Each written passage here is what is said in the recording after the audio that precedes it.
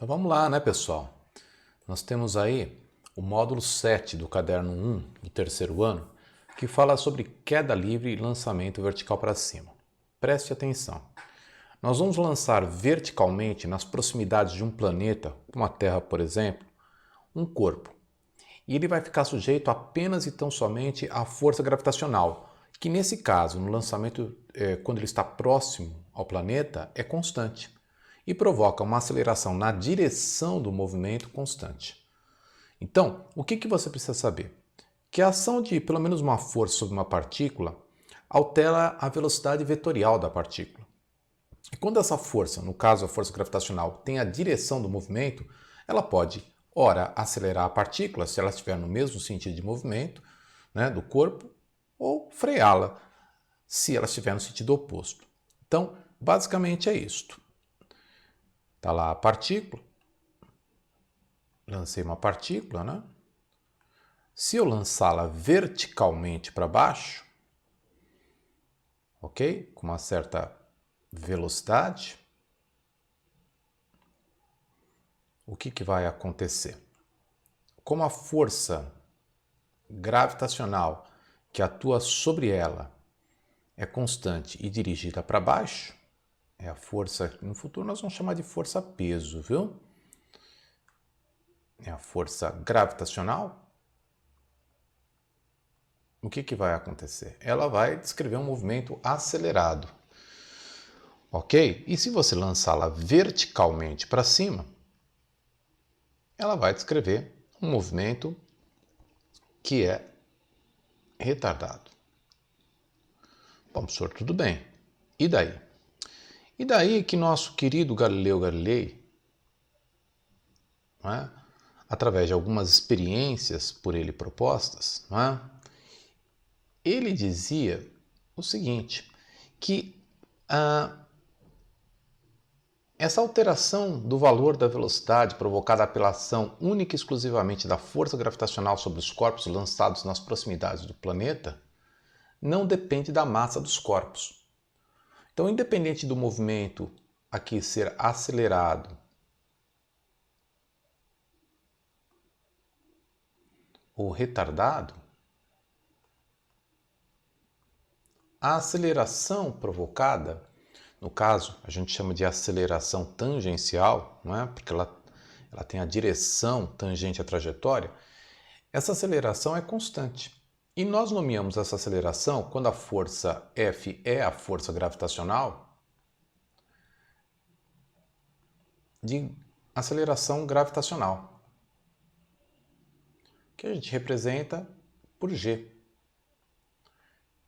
Para onde apontar a força gravitacional, aponta a aceleração que ela causa, que é a aceleração gravitacional. Então, em ambos os casos, independente da massa do corpo, a aceleração causada é a mesma. G.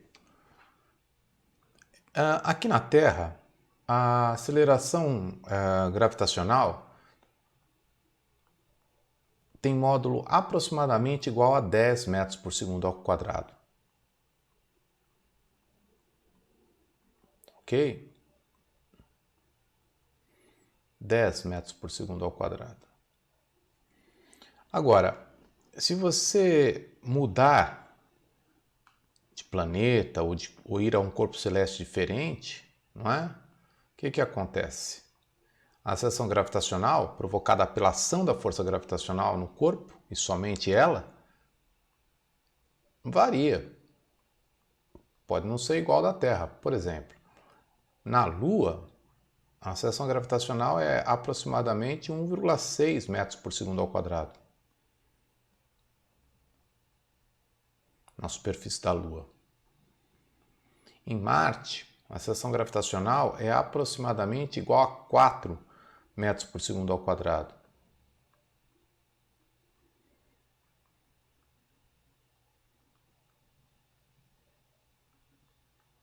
Ok? Agora, o que nós vamos fazer? É descrever esses movimentos, ok? Com a cinemática escalar. Né? Descrever o movimento vertical de um corpo com a cinemática escalar. Que tipo de movimento eles vão executar? Eles vão executar um movimento cuja aceleração escalar é constante, em módulo igual à gravidade. Ou seja, eles vão descrever movies, não é? Então, quando eu lanço um corpo verticalmente para cima ou verticalmente para baixo, se estiver sujeito apenas à força gravitacional nas proximidades do planeta, portanto, sem resistência do ar, por exemplo, não é? Eles vão descrever movimentos uniformemente variados, ou seja, as velocidades escalares vão variar linearmente com o tempo. Significa o seguinte, por exemplo, aqui na Terra, quando eu lanço um corpo verticalmente para cima, não é? A força gravitacional vai provocar nesse corpo, independente da sua massa, em cada 1 segundo que ele sobe, uma redução de 10 metros por segundo no valor da sua velocidade em módulo. Então, 10 metros por segundo ao quadrado. À medida que ele desce, em cada 1 segundo, aumentará de 10 metros por segundo a velocidade. Ok? Então, nós vamos pegar todo o move e jogar aí dentro. Aí o detalhe técnico é o seguinte, para a gente usar as equações, né, da cinemática escalar, é necessário a gente tomar certos cuidados com os sinais, porque as grandezas têm sinais, né? São elas espaço, velocidade escalar e aceleração escalar. Então tem que tomar muito cuidado. A gente usa uma tática bem simples.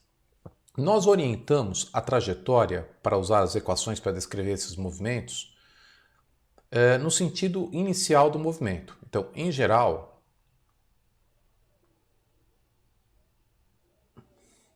orienta-se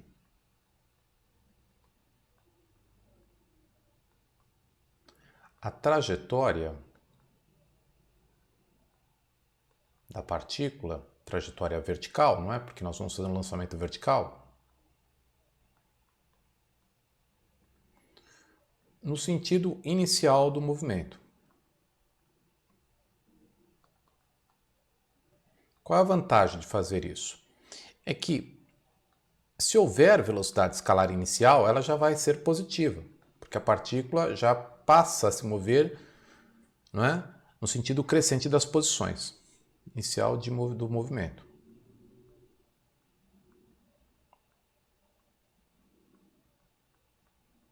Opa!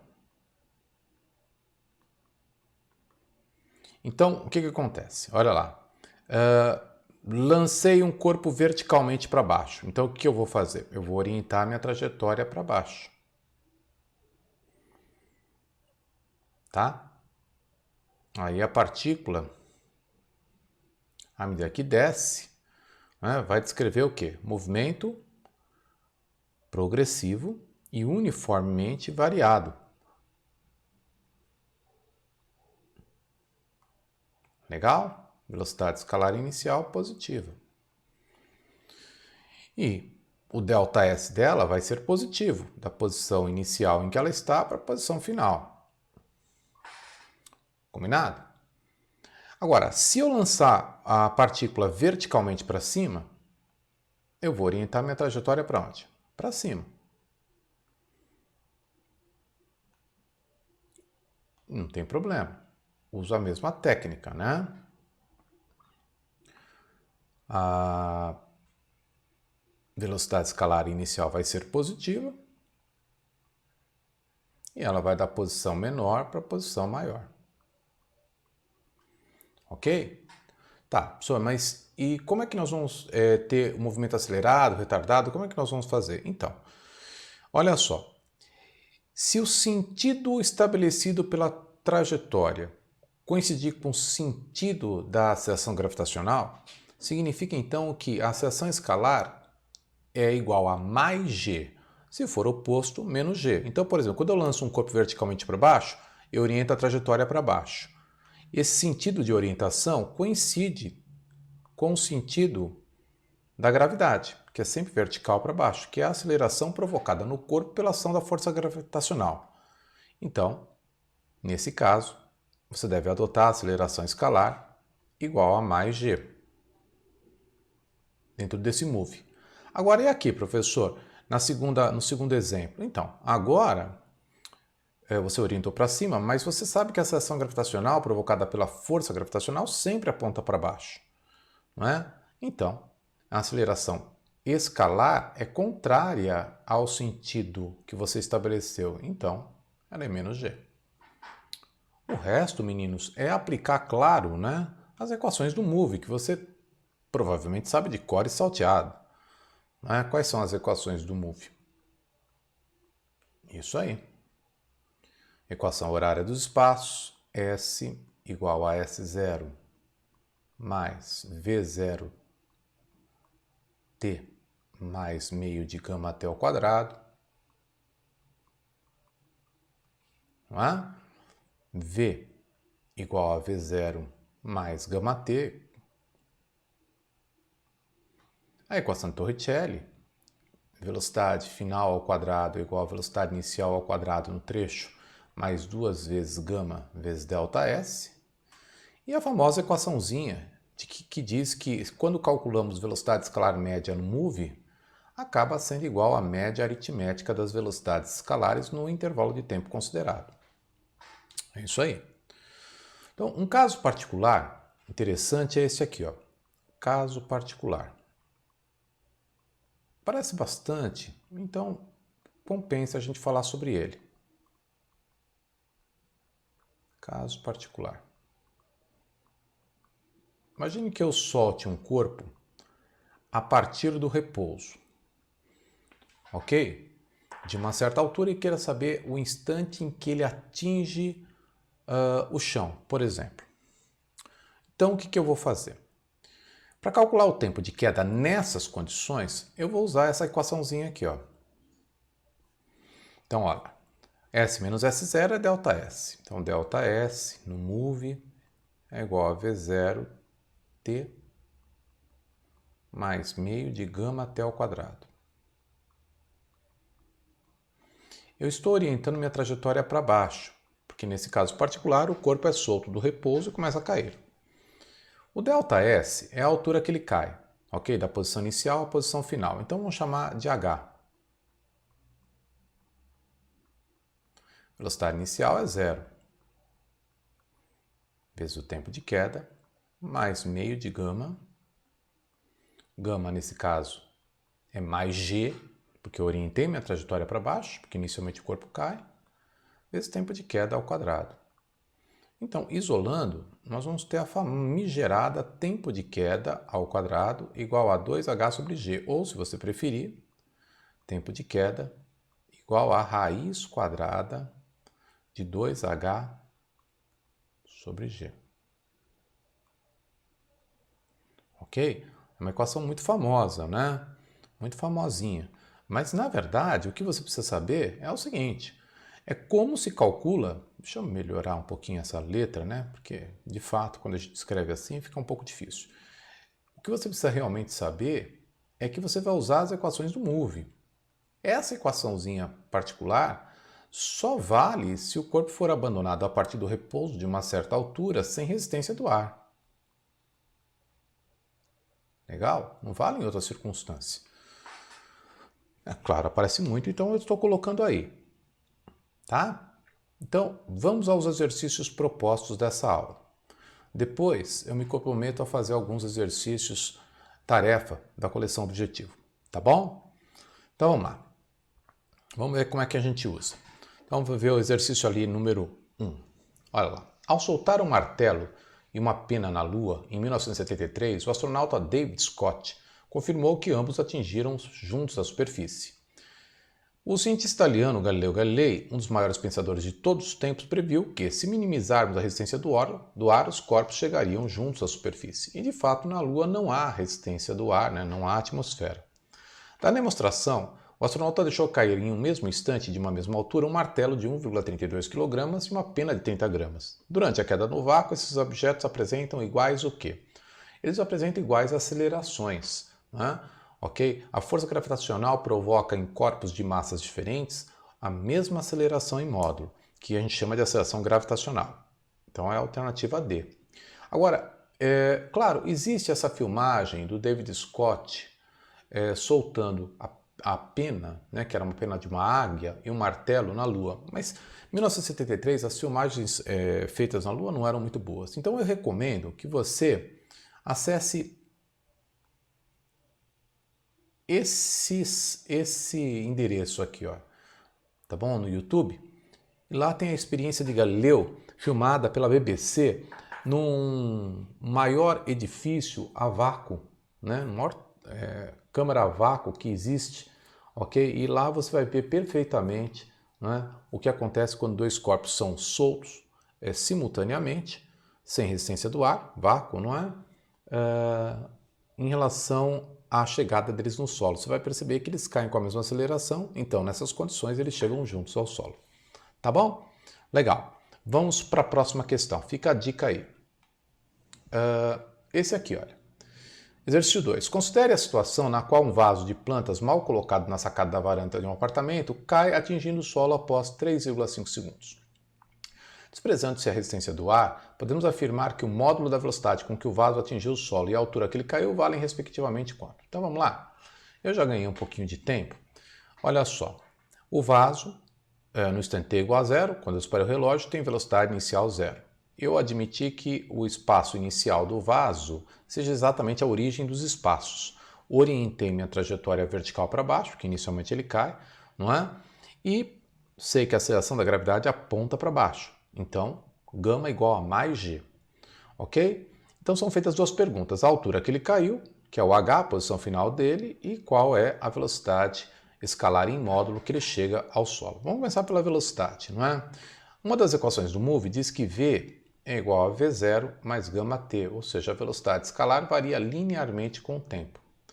Lembre-se que eu estou orientando minha trajetória para baixo. Então, a velocidade escalar com que ele atinge o solo é igual à velocidade escalar inicial, que é zero, mais gama.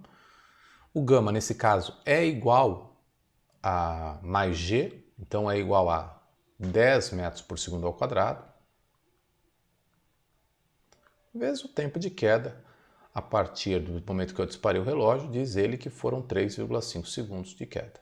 Então, a velocidade escalar que ele está na iminência de tocar o solo vai ser de 35 metros por segundo. Até aí nada demais, né? Agora, o que ele quer? Ele quer saber a altura que ele caiu, né? Então, há vários caminhos, né? Você pode fazer ΔS igual a V0t mais meio de gama até o quadrado, ΔS sobre ΔT igual a média aritmética das velocidades escalares no trecho considerado. Você pode usar qualquer formulinha do MOVE.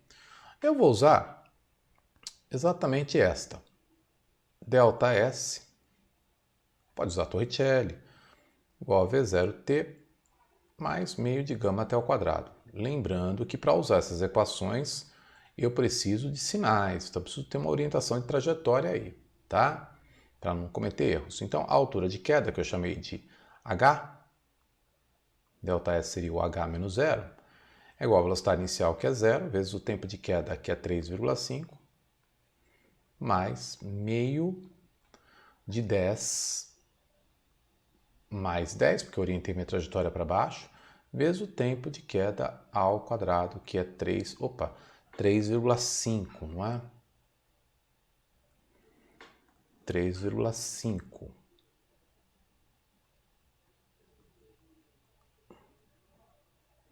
Então, fazendo essa continha, você vai encontrar o h. Ok? Vai ficar 5 vezes 3,5 ao quadrado, dá 61,25 metros.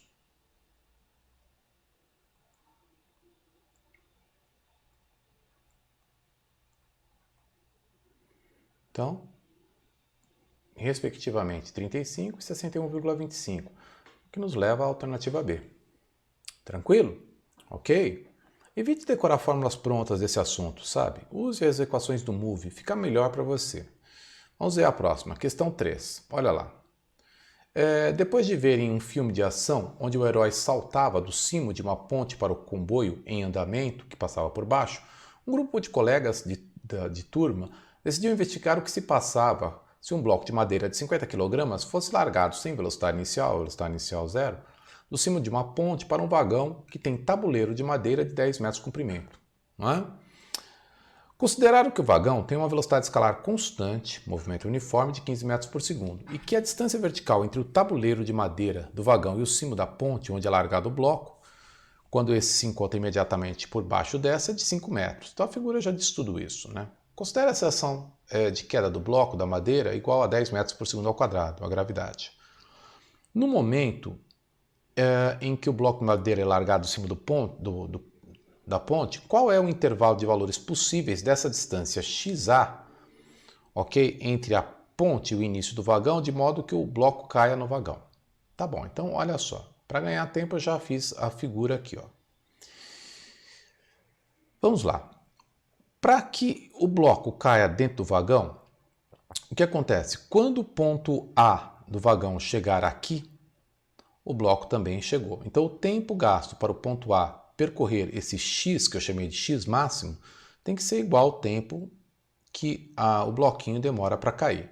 Então, primeiro passo, vamos calcular o tempo que o bloquinho demora para cair. Como é que faz, professor? Ora, orienta-se a trajetória para baixo, né, porque inicialmente ele desce.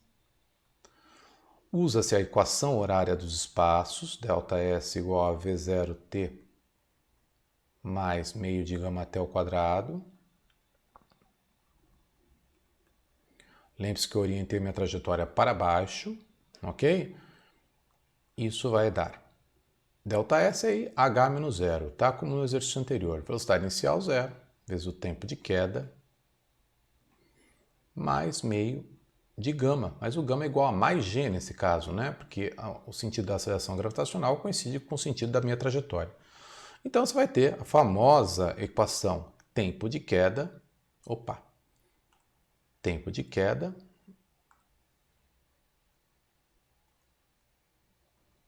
igual a raiz quadrada de 2H sobre G. Muita gente sabe de cor e salteado isso. Então vamos calcular o tempo de queda desse bloco de madeira aí. Tempo de queda, então vai ser raiz quadrada de 2 vezes H. O H nesse caso é 5, não é? Metros. Então 2 vezes 5. Sobre o G, que vale quanto? 10. Então dá 1 segundo. Raiz de 1, 1. Tá bom? 1 segundo de queda. Então, o que acontece? O ponto A vai se mover a 15 metros por segundo durante 1 segundo, para lá estar quando o bloco chegar. Então, esse x máximo aí, né, vai ser o produto da velocidade constante do trem vezes o tempo de queda. Sim, você pode entender esse x máximo aí como o ΔS, que aquele ponto A vai percorrer em movimento uniforme. Então você vai ter que o x máximo de distância vai ser a velocidade, que é 15, vezes o tempo, que é 1. Então, 15 metros. Então, para o bloco cair dentro do vagão, no máximo, ok? A maior distância possível entre o ponto A e aquela direção vertical de queda é 15 metros. Agora, nós temos que tomar cuidado para não cair fora do vagão, né? Então, nós temos que calcular a que distância, não é? No mínimo, o B tem que estar daquele ponto de queda, tá? Então, aí é outra pergunta, dá uma olhada. Então, lá, agora vamos calcular a menor distância entre o ponto A e a vertical, x mínimo, para que o ponto B atinja aquele local, ok? De tal forma que o bloquinho caia dentro ainda da plataforma AB. Tá bom? Então o que vai acontecer? O ponto B vai ter que percorrer a distância x mínimo, que nós queremos calcular, mais o comprimento de 10 metros para chegar naquele ponto no tempo de queda de 1 segundo. Então agora muda o problema, não é? Então olha lá, qual é o ΔS do B até a vertical? Vamos lá? A ΔS do B até a vertical vai ser x mínimo, vai ser um valor menor do que o anterior, por isso mínimo. 10 mais 10 é o ΔS que ele tem que percorrer, é igual ao produto da velocidade vezes o tempo de queda. Então, x mínimo, que ele vai ter que percorrer, observe que o x é a distância do ponto A até o ponto de queda, tá? Mais 10 é igual a, novamente, 15 vezes 1.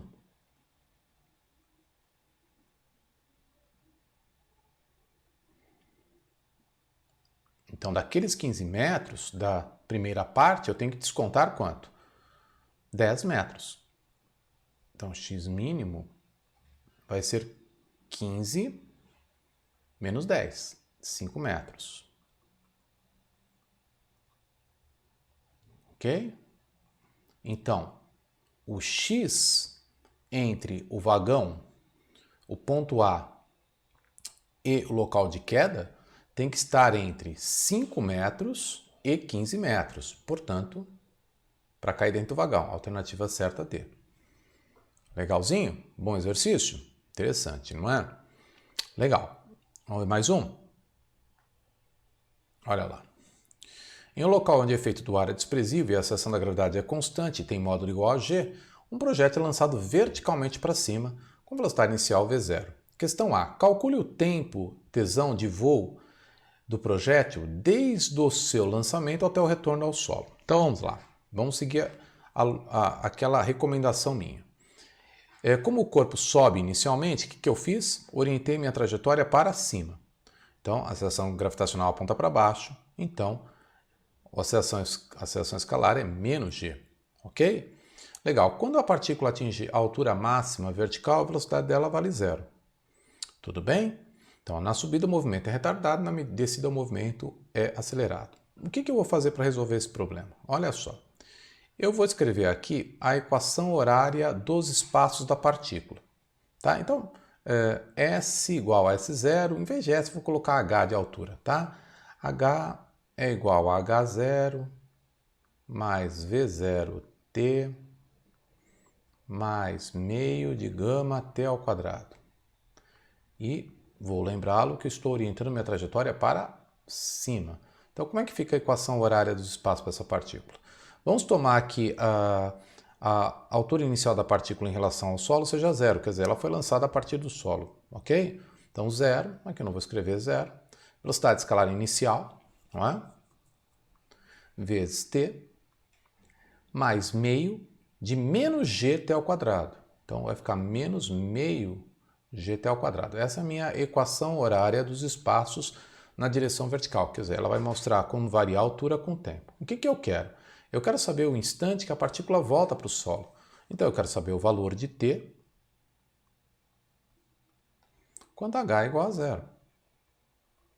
Ok? Então, vamos lá, vamos igualar. Vai ficar zero igual a V0t menos meio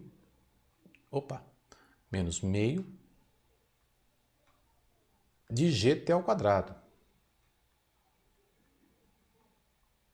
Então, eu igualei uma equação de segundo grau a zero, que era as raízes. Eventualmente, você vai ter que usar a fórmula de Bhaskara para resolver isso. Aqui não precisa, porque você pode colocar o t em evidência, não é? E esse t, já vou colocando aqui, ele chama esse t de tesão, né? O instante que ele volta para o chão. Então, vamos colocar tesão também, né? Assim, ó. Coloco o tesão em evidência. Vai ficar tesão vezes V0 menos meio de G tesão. Então, claro, tem duas soluções. Primeira solução, ou T igual a zero, né? E realmente, né, ele está no chão quando eu disparo o meu relógio, né? Mas essa não é a solução que eu procuro.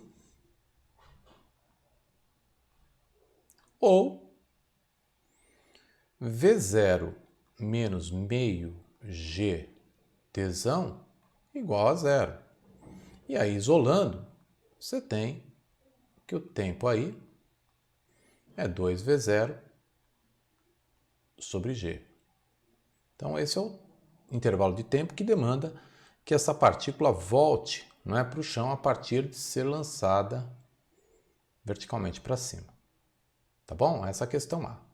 Questão B. Qual a altura máxima atingida?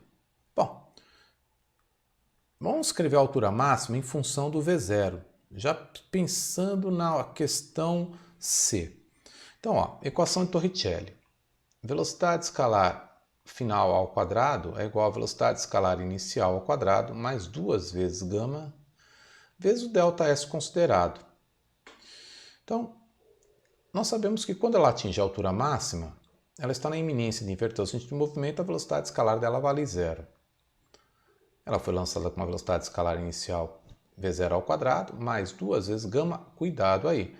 Lembre-se que você está orientando a trajetória para cima, então o gama é igual a menos g. E o ΔS é a altura máxima atingida menos a altura inicial, que era zero. Ela foi lançada do solo. Então, isolando, você vai ter que a altura máxima atingida por ela vai ser v0 ao quadrado sobre 2g.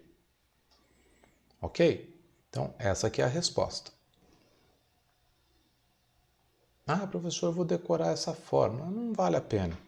Não vale a pena. O ideal é que você saiba usar as fórmulas do Move nesse contexto. Deixa eu dar uma melhoradinha nela, né? Ficou lá. Opa.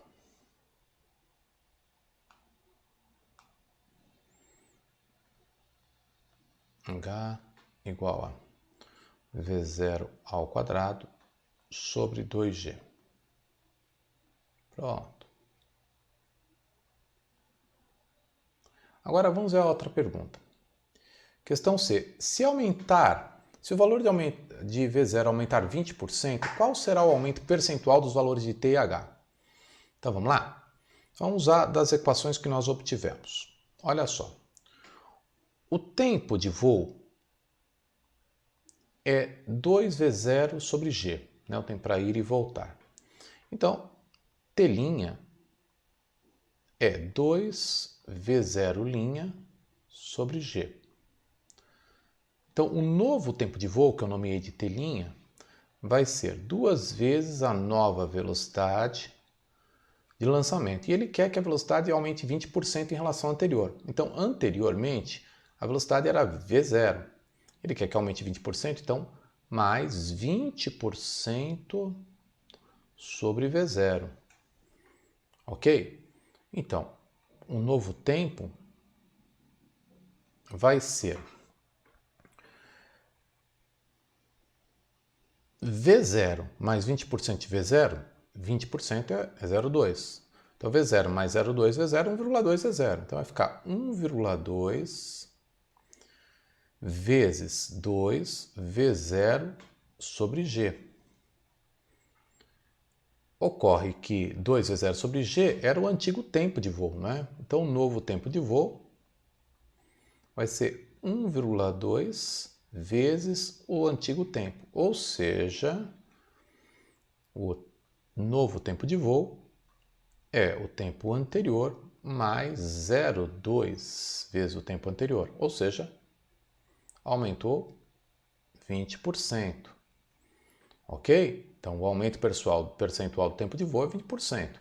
Você poderia chegar a essa conclusão rapidamente, explicando para o examinador o seguinte: olha, pela expressão obtida na questão A, o tempo de voo é diretamente proporcional à velocidade escalar inicial. Ok? Portanto, se a velocidade escalar inicial aumentar 20%, o tempo de voo também aumentará 20%. Muito bem. Vamos fazer agora a altura. A nova altura máxima atingida, que eu vou nomear de H', é a nova velocidade inicial ao quadrado sobre 2G. Acontece que essa velocidade inicial aí, não é? É quantas vezes por cento maior que a anterior? 20%. Então é V0 novamente mais 20% sobre V0, mas não esqueça que é ao quadrado sobre 2G. Então, o H' vai ser 1,2 V0 ao quadrado sobre 2G. Então, o H'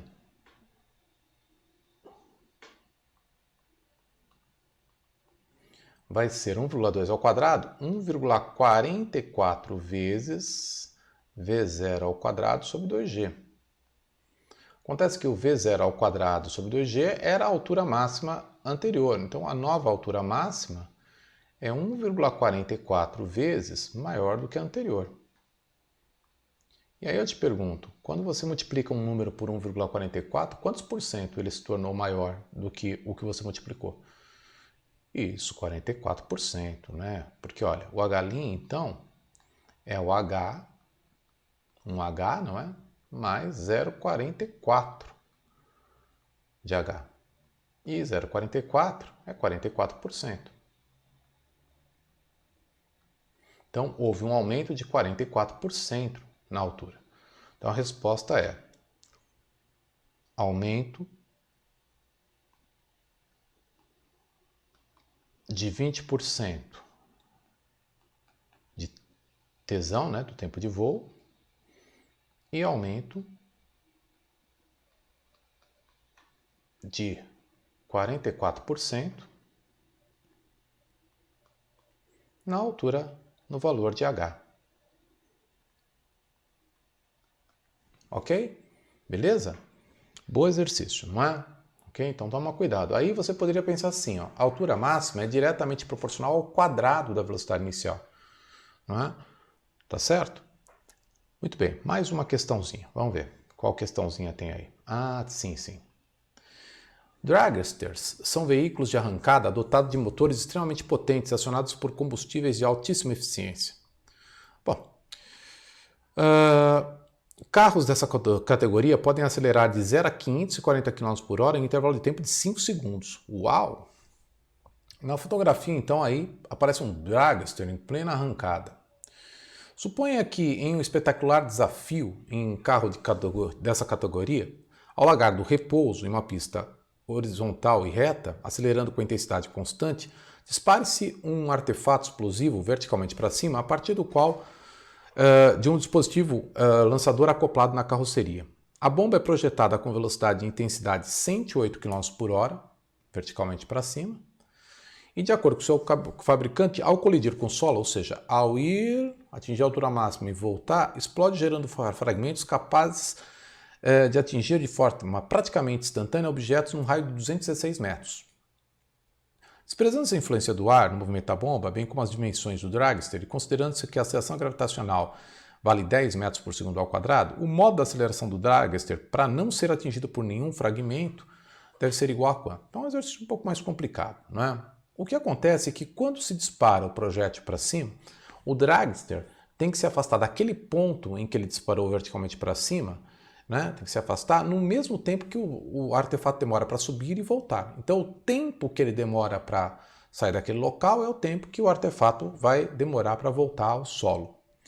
Então a primeira coisa que nós vamos fazer é calcular quanto tempo o artefato demora para voltar. Então ele foi lançado a partir do solo e vai voltar para o solo. Para não ter que fazer todo aquele cálculo de novo que nós fizemos na questão anterior, eu já vou usar o resultado da questão anterior. Olha, o tempo de voo numa situação dessas, né, sai de um ponto e volta ao mesmo ponto, é 2 vezes o valor V0 sobre G. Ok? Então vamos lá. O tempo de voo aí, então, do projétil, quer dizer, o tempo que o dragster tem para sair daquele lugar, é 2V0 sobre G. Ocorre que a velocidade com que o corpo é lançado verticalmente para cima está em km por hora, você percebeu? Olha lá. E basta dividir por 3,6, 30 metros por segundo, para colocar no sistema internacional, ok? Então, velocidade com que ele foi lançado, não é? Vale 30 metros por segundo, ok? Sobre G, que é 10. Então, o dragster tem que sair daquele local em 6 segundos. Mas ele vai partir do repouso, vai ter que percorrer uma distância segura, no mínimo de quanto? 216 metros nesse tempo, de 6 segundos. E ele está descrevendo um move, não é?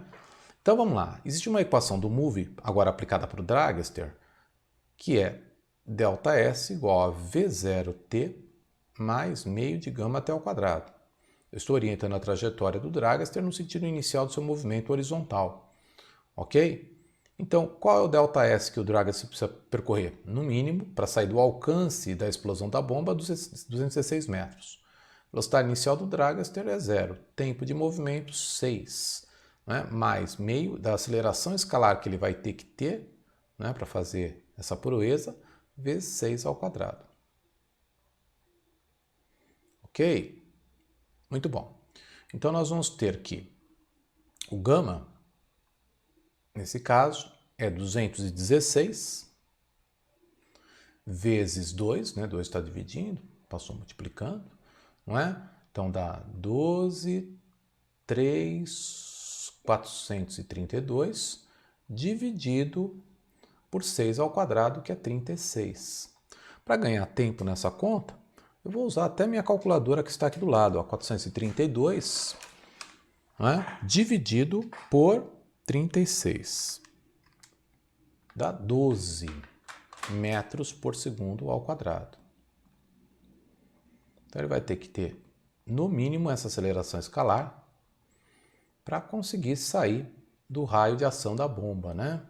Então a alternativa certa, alternativa D. Legal? Então tente fazer os exercícios da coleção objetivo, né? Leia, claro, né, a coleção objetivo, tente fazer os exercícios e depois eu gravo uma aulinha aí para a gente pegar alguns exercícios que tem lá, interessantes, um pouco mais difíceis da coleção, para você se orientar. Beleza? Tchau, tchau, meninos. Bons estudos.